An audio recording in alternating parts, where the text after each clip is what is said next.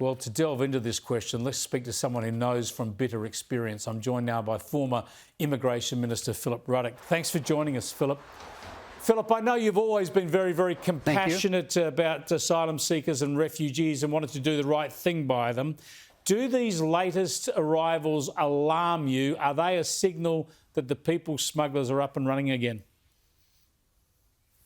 Well, they certainly concern me, and I think you've put it very well in the commentary you've made.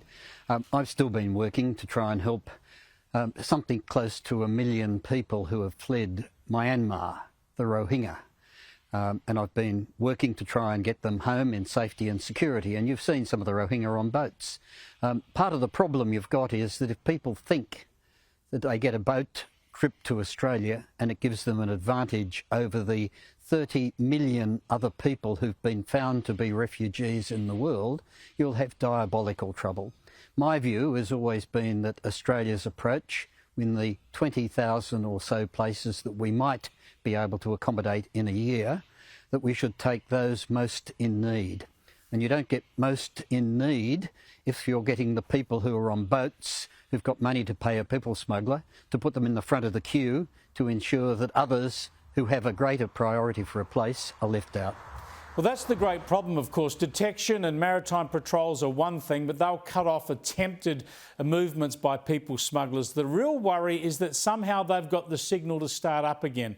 What do you think Labor has done that might have sent that signal? Was it perhaps the eradication of temporary protection visas, even though they're not being applied any longer?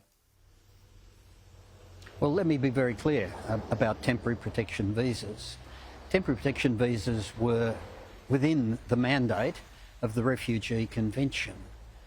If a person is in a position where they can go home in safety and security, free from persecution, then do you have to provide them a place that will keep out somebody who is in greater need? So the Refugee Convention acknowledges that you don't have to have permanent residency for people whose circumstances might have changed, and temporary protection visas gave you the opportunity to be able to return those whose circumstances had changed. I regard it as being very foolish to send a message to people smugglers that the situation under Labor was going to be different to what it was under the Coalition, because all that does is send a message to the people smugglers that they've got an opportunity to be able to sell the opportunities to get on boats at a cost, and it's obvious that it works. We've seen this play out a couple of times before. We've seen enormous trauma and tragedy as a result. Are you persuaded by the Prime Minister's calm approach, saying this is nothing unusual, we've managed to send these people to offshore detention, they've accepted that part of the Coalition's formula, or does it look like this could be the start of a growing wave? Well, let me be very clear. The Prime Minister is making comments now that he supports policies that are going to deter people coming to Australia without lawful authority. That's what he asserts. But if you go back and look at his comments and criticisms of me when I was Immigration Minister, you'll see why people would look at what he is saying now and saying, is that believable? You know, he was one of the strident critics of policies put in place by the Coalition at earlier points in time.